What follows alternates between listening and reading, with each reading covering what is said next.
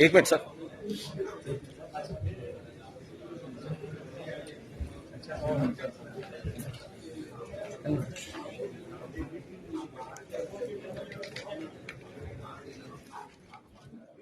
ಏನಾದರೂ ತಪ್ಪಿದ್ರೆ ನಾನು ಒಪ್ಪೋಕೆ ರೆಡಿ ಇದ್ದೀನಿ. ಎಲ್ಲ ತಪ್ಪೇ ಆಯ್ತು, ಓಕೆ, ನಾನು ತಪ್ಪೇ ಆಗಿದೆ, ಎಲ್ಲವೂ ತಪ್ಪಾಗಿದೆ. ಇನ್ಶಾಲ್ಲ ನನ್ನನ್ನು ನೀವು ಏನ್ ಮಾಡ್ಬೇಕು, ತಿದ್ದಬೇಕು. ನೀವು ತಿದ್ದಬೇಕು. ನನಗೂ ಅರ್ಥ ಮಾಡ್ಕೊಂಡಂತ ವಿಚಾರಗಳನ್ನ ನಾನು ಹೇಳಿದ್ದೀನಿ. ನಂದೆಲ್ಲ ಸರಿ ಅಂತ ನನಗೂ ವಾದನೂ ಇಲ್ಲ. ನಂದೆಲ್ಲ ತಪ್ಪಾಗಿರ್ಬೋದು, ನೀವು ತಿದ್ದಿ ಅದನ್ನು ಹೇಳ್ಬೋದು. ನಿಮ್ಗೆ ನನಗೂ ಅರ್ಥ ಆಗುತ್ತೆ. ನಾನು ಅರ್ಥ ಮಾಡ್ಕೊಂಡಿರೋದು ಅರ್ಧಂಬರ್ಧ, ನೀವು ಸರಿ ಮಾಡಿ. ನನಗೆ ಜಾಸ್ತಿ ಅದರ ಬಗ್ಗೆ ತಿಳುವಳಿಕೆ ಇಲ್ಲ. ಆದ್ರಿಂದ ಆರಾಮ್ಸೆ ನೀವು ಕೇಳಿ, ನಾನು ಆರಾಮ್ಸೆ ಆನ್ಸರ್ ಮಾಡ್ತೇನೆ. ಯಾಕೆಂದ್ರೆ ನಿಮ್ಮ ಜಾಗದಲ್ಲಿ ಇದ್ದು ನಾನು ಈ ಜಾಗದಲ್ಲಿ ಬಂದಿರೋದು. ಆದ್ರಿಂದ ಗ್ರೌಂಡ್ ಎಲ್ಲ ನನಗೆ ಗೊತ್ತಿದೆ. ಆರಾಮವಾಗಿ ನೀವು ಮಾತಾಡಿ, ಏನು ತೊಂದರೆ ಇಲ್ಲ. ನನಗೇನು ಬೇಜಾರು ಆಗಲ್ಲ. ನೀವು ನನಗೆ ಎಷ್ಟು ಬೈದರೂ ನಾನು ಬೇಜಾರಾಗಿ ಎದ್ದು ಹೋಗಲ್ಲ. ನಿಮ್ಮೊಟ್ಟಿಗೆ ಇರ್ತೀನಿ ನಾನು. ಹೇಳಿ, ಒಂದೊಂದು ವಿಚಾರವಾಗಿ ಹೇಳಿ, ಏನು ತೊಂದರೆ ಇಲ್ಲ. ಒಬ್ಬೊಬ್ಬರು ಹೇಳಿ. मार्केट वैल्यू अलग होती है और मैंने 5% किया था, बट सब्सिक्वेंट गवर्नमेंट लाके उसको 1% 2% कर दिया, क्योंकि वो लॉबी वैसी वर्क करती थी किराएदारों की, तो 5% जायज किराया. So, okay, what's the overall projection of this scheme? No, it is a symposium. They are discussing various work matters, and it's a good boon. Let us see what outcome it comes. So what do you think, what outcome? Because you gave a speech, or you told them something. No, I had came here not to participate or anything. I wanted to explain the new provision through which you can implement the properly and get the property, encroached property removed, and then take action so that the work will benefit. So because as a minister I have brought several far-reaching changes in the interest of the work. If those changes are implemented, it will benefit the work. That is all that to explain I have come. I have not come to advise or to ask question or to answer question.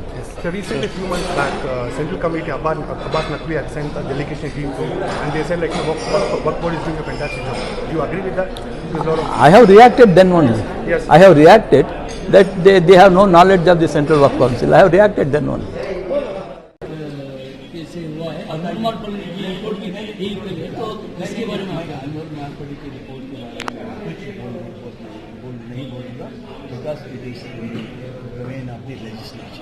Anwar मारपाड़ी की report क्या है आज वो भी हम तहकीक नहीं की. अनवर मारपाड़ी एक रिपोर्ट दे दिया, वो रिपोर्ट कोई डिस्कस हो रहा है, उसमें कोई हम तहकीक करते अगर तुम एक पर्टिकुलर इशू लेके अनवर मारपाड़ी रिपोर्ट क्या होता है, वक्फ बोर्ड उसके बारे में आज तक अनवर मारपाड़ी रिपोर्ट आके कितने साल हुआ? 3.5 ज्यादा, बहुत ज्यादा. तो ना और क्या इश्यूज क्या है पब्लिक को मालूम नहीं. पहल करने की जिम्मेदारी भी अरबाब इलेक्ट्रॉनिक की है, तो उनकी तरफ से क्या पहल? अब फर्ज करो हुकूमत ही अपने उसको इम्प्लीमेंट नहीं कर रही है, उसके ऊपर गुफ्तगू नहीं कर रही है, तो वक्फ बोर्ड क्यों करेगी? नहीं, वक्फ बोर्ड के ऊपर वो मुजरिम है ना. सर, बोर्ड में जो सारे मुसलमान लोग हैं, बोर्ड के जो लोग बैठ के वहीं पे पूरा चल रहा है. आप गुंडों को दे देते हैं लीज पे, आप ऐसे लोगों को दे देते हैं.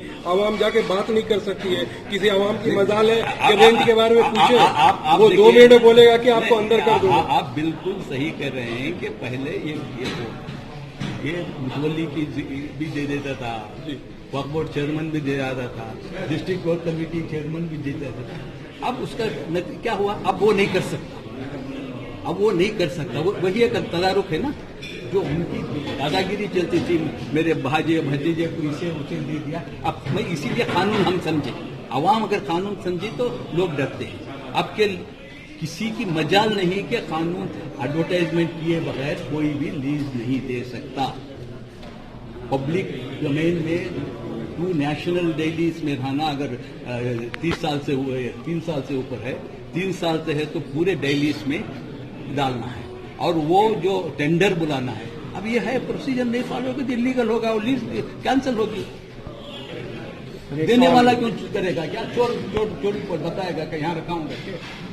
सर, आपने कहा कि एनक्रोचमेंट की बात कही. हाँ, मैं बोला हूँ, वही बोल रहे ना. वक्त ट्रिब्यूनल मैं खुद वक्फ बोर्ड आज तक खत लिखेंगे है चीफ जस्टिस को कि ट्रिब्यूनल बनाओ, कंप्लीट करो।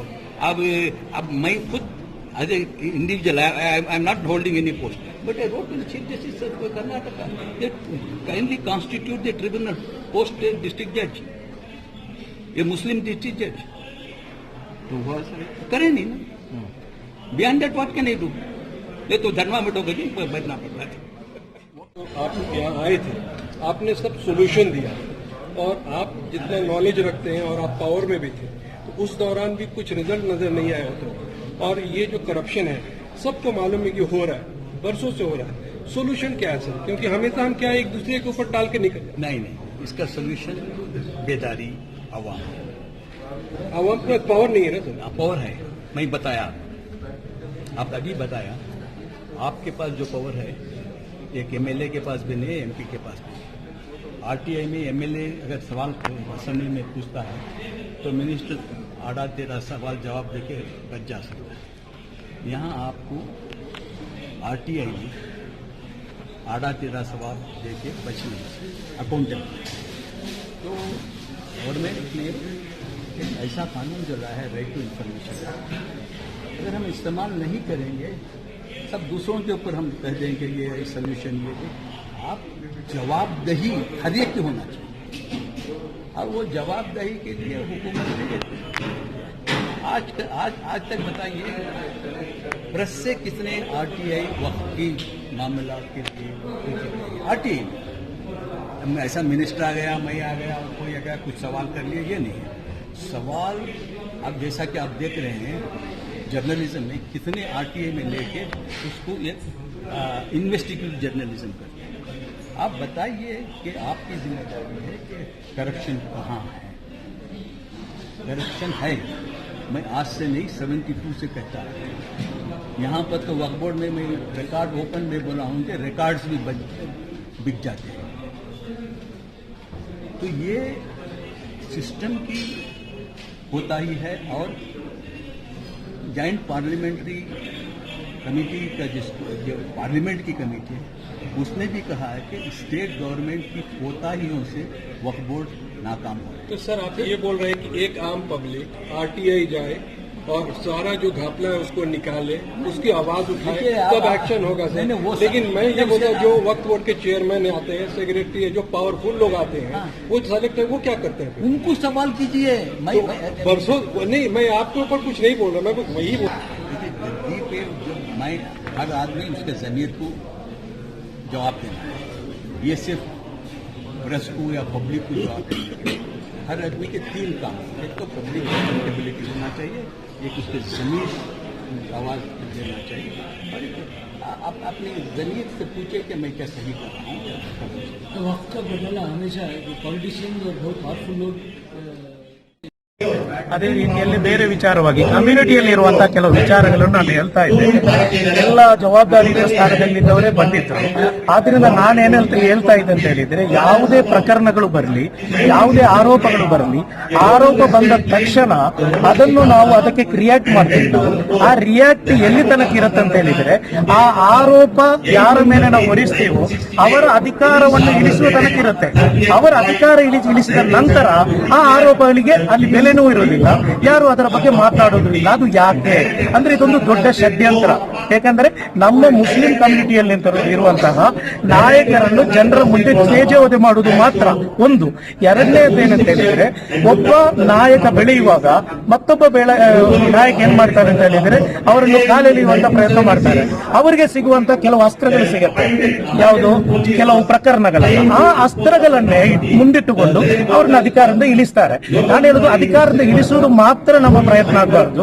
ಆ ಅಧಿಕಾರದಿಂದ ಇಳಿದ್ರಿಂದ ನಮ್ಗೇನು ಪ್ರಯೋಜನ ಇಲ್ಲ, ಕಮ್ಯುನಿಟಿಗೇನು ಪ್ರಯೋಜನ ಆಯ್ತು? ಅವರ ಅಧಿಕಾರ ಬಂದರೂ ಬರದಿದ್ರು ನಮ್ಗೇನು ಪ್ರಯೋಜನ ಇಲ್ಲ. ನಮ್ಗೆ ಪ್ರಯೋಜನ ಎಲ್ಲ ಆಗ್ಬೇಕು, ಆ ಪ್ರಕರಣದಲ್ಲಿ ಕಮ್ಯುನಿಟಿಗೆ ಲಾಭ ಆಗಬೇಕು, ಅದರ ಫಲಿತಾಂಶ ಕಮ್ಯುನಿಟಿಗೆ ಬರಬೇಕು. ಅದು IMA ಇರಲಿ, ಅಮಾನತಿಗಾಗಿರಲಿ, ಅದೇ ರೀತಿಯಲ್ಲಿ ಅಲ್ಲಮೀನ್ ವಿಚಾರವಾಗಿರಲಿ, ಮತ್ತೆ ಏನೆಲ್ಲ ಪ್ರಕರಣಗಳಿವೋ ಇದು ನಮ್ಮ ಅನ್ಯಾಯಕ್ಕೊಳಗಾದಂತ ನಮ್ಮ ಸಮುದಾಯಕ್ಕೆ ಕೊನೆಯದಾಗಿ ಅದರ ಫಲಿತಾಂಶ ಸಿಗಬೇಕು. ಅದು ನಾನು ಹೇಳ್ತಾ ಇದ್ದೆ. ಹೇಳುವಾಗಲೇ ಎಡೆಯಲ್ಲೇ ಕೆಲವರು ಏನ್ ಮಾಡಿದ್ರು ಕ್ವಶನ್ ನಿಮ್ಮ ಮೇಲೆ ಆರೋಪ ಇದೆ, ನೀವು ಲಾಯಕ್ ಇಲ್ಲ ಚೇರ್ಮನ್ ಬೋರ್ಡ್ಗೆ, ನೀವು ರಿಸೈನ್ ಮಾಡಿ ಅಂತ. ಅದು ರಾಜ್ಯದ ಜನತೆ ಹೇಳ್ಬೇಕು. ಯಾರಾದ್ರೂ ಒಂದಿಬ್ರು ಏನು ಹೇಳ್ತೀವಲ್ಲ, ಏನು ಪರ್ಸನಲ್ ಇಂಟ್ರೆಸ್ಟ್ ಇದ್ದವ್ರು ಹೇಳಿ ಏನು ಪ್ರಯೋಜನ ಇಲ್ಲ. ರಾಜ್ಯದ ಜನತೆ ಲಾಯಕ್ ಇದ್ದಾರಾ ಇಲ್ವಾ ಅಂತ ರಾಜ್ಯದ ಜನತೆ ತೀರ್ಮಾನ ಮಾಡ್ತಾರೆ. ಇವೆಂಟ್ ತುಂಬಾ ಕಮ್ಮಿ ಆಗುತ್ತೆ. ಇಂಥ ಇವೆಂಟ್ ಇಲ್ಲಿ ಒಂದು ಕೆಕೆಎಸ್ ಕೊಡಲ್ವಾ? ಯಾವುದು ಮೈನಾರಿಟಿ ಇವೆಂಟ್ ಗಳು ಆದಾಗ ಹೌದು ನಿಜಕ್ಕೂ ತುಂಬಾ ಕೆಟ್ಟಾಗೋಗುತ್ತೆ. ಹೌದೌದು, ನಿಜಕ್ಕೂ ಇದು ತುಂಬಾ ಕೆಟ್ಟದಾದಂತಹ ವಾತಾವರಣ ನಮ್ಮಲ್ಲಿ ಏನಾಗಿದೆ ಅಂತ ಹೇಳಿದ್ರೆ, ಕೆಲವರು ಏನಾಗ್ತಾ ಇದ್ದಾರೆ ಅಂತ ಹೇಳಿದ್ರೆ, ಕೆಲವು ಕಾರ್ಯಕ್ರಮಗಳನ್ನು ಒಳ್ಳೆ ರೀತಿಯಲ್ಲಿ ನಡೆಸೋಕೆ ಸ್ಟಾರ್ಟ್ ಮಾಡ್ತಾರೆ. ಆವಾಗ ಯಾರಿಗಾದ್ರೂ ಉದ್ದೇಶಪೂರ್ವಕವಾಗಿ ಮಾಡಲ್ಲ ಅವರು. ಕೆಲವೊಂದು ಅವರು ಪ್ರಶ್ನೆಗಳಿರುತ್ತೆ, ಅದು ತಾಳ್ಮೆ ಇರಲ್ಲ. ತಾಳ್ಮೆ ಇದ್ರೆ ಇದಕ್ಕೆಲ್ಲ ಸಾಲ್ವ್ ಆಗುತ್ತೆ. ತಾಳ್ಮೆಯಿಂದ ಕೇಳಿದ್ರೆ ಕೊನೆ ತನಕ ಇದ್ರೆ ಇದಕ್ಕೆಲ್ಲ ಪರಿಹಾರ ಆಗುತ್ತೆ. ಸರ್, ಹೊಸ ಏನ್ ಸ್ಟೆಪ್ಸ್ ತಗೊಳ್ತೀರಾ ಸರ್ ನೀವು? ಎನ್ಕ್ರೋಚ್ಮೆಂಟ್ ಬಗ್ಗೆ ಮತ್ತೆ ರೆಂಟಲ್, ಬಹಳ ಜನ ರೆಂಟಲ್ಸ್ ಕೊಟ್ಟಿಲ್ಲ, ಪ್ರಾಪರ್ಟೀಸ್ ಪ್ರೊಟೆಕ್ಷನ್ ಏನ್ ಮಾಡಿ ಇಲ್ಲಿ ನೋಡಿ, ವಿಜನ್ ಕರ್ನಾಟಕ ಒಳ್ಳೆ ಒಂದು ಕಾರ್ಯಕ್ರಮ ಮಾಡಿದ್ದಾರೆ. ಈ ಕಾರ್ಯಕ್ರಮ ಇದೇ ರೀತಿಯಲ್ಲಿ ಮುಂದುವರಿಬೇಕು. ವಿಜನ್ ಕರ್ನಾಟಕ ಇವತ್ತು ಮಾಡಿದಂತಹ ಕಾರ್ಯಕ್ರಮ ಇಡೀ ರಾಜ್ಯದಂತ ನಡೆಯಬೇಕು. ಆವತ್ತು ಈ ತಪ್ಪು ತಿಳುವಳಿಕೆ ಎಲ್ಲ ದೂರ ಆಗುತ್ತೆ. ಮತ್ತೊಂದು ಆರೋಗ್ಯಕರ ಚರ್ಚೆ ಆಗಬೇಕು. ಯಾವತ್ತು ನಾವು ಡಿಬೇಟ್ ಅನಾರೋಗ್ಯಕರ ಆಗಬಾರದು. ನಾವೇನೋ ಇಂಟೆನ್ಷನಲ್ ಇಂದು ಬಂದು ಇದನ್ನು ಸರ್ವನಾಶ ಮಾಡೋದು ಅದು ಇದ್ರೆ ಏನು ಪ್ರಯೋಜನ ಕಮ್ಯುನಿಟಿಗೂ ಆಗಲ್ಲ, ನಮಗೂ ಆಗಲ್ಲ.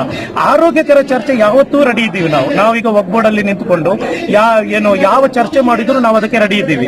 ಇಲ್ಲಿ ಏನಾಗುತ್ತೆ ಅಂತ ಹೇಳಿದ್ರೆ, ನೀವು ಏನು ಕೇಳಿದ್ರಿ ವಕ್ಬೋರ್ಡ್ ಪ್ರಾಪರ್ಟೀಸ್ ಬಹಳ ಎನ್ಕ್ರೋಚ್ ಆಗಿದೆ, ಬಹಳ ಜನ ರೆಂಟ್ ಕೊಟ್ಟಿಲ್ಲ.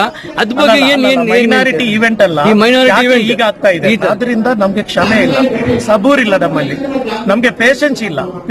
ತಾಳ್ಮೆ ಇದ್ರೆ ಇದೆಲ್ಲ ಮುಗಿಸಬಹುದು. ಯಾವುದು IMA ಅದು ನಮ್ಮ ಕಮ್ಯುನಿಟಿಗೆ ಆದಂತಹ ಎಲ್ಲ ವಿಚಾರವಾಗಿ ಯಾರಾದ್ರೂ ಒಬ್ಬರನ್ನು ಟಾರ್ಗೆಟ್ ಮಾಡುವ ಇದರಲ್ಲೇ ನಮ್ಮ ಟೈಮ್ ಎಲ್ಲ ಹೊರಟೋಗುತ್ತೆ. ಕಮ್ಯುನಿಟಿಗೆ ಏನು ಲಾಭ ಆಗಲ್ಲ. ಕಮ್ಯುನಿಟಿಗೆ ಲಾಭ ಆಗುವಂತ ಪ್ರಾಕ್ಟಿಕಲ್ ಚರ್ಚೆಗಳು ನಡೀಬೇಕು. ಇಲ್ಲ, ಈಗಾಗಲೇ ನೋಡಿ, ಒಂದು ದಿವಸ 200-300 ಮಂದಿ ಬರ್ತಾ ಇದ್ದಾರೆ.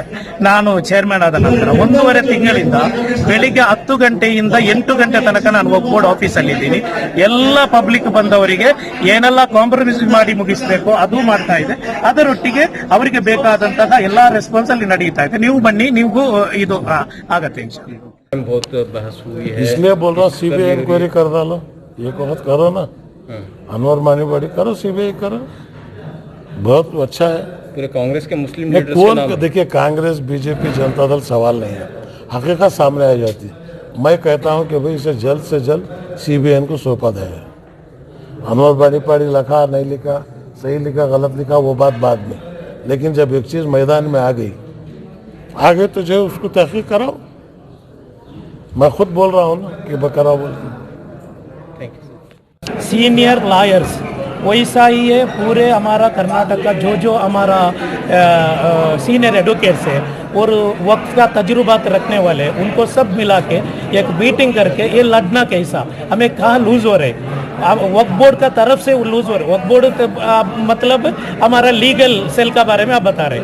लीगल सेल लूज है क्या? अगर लूज रहे तो कैसा उनको रिमूव करना.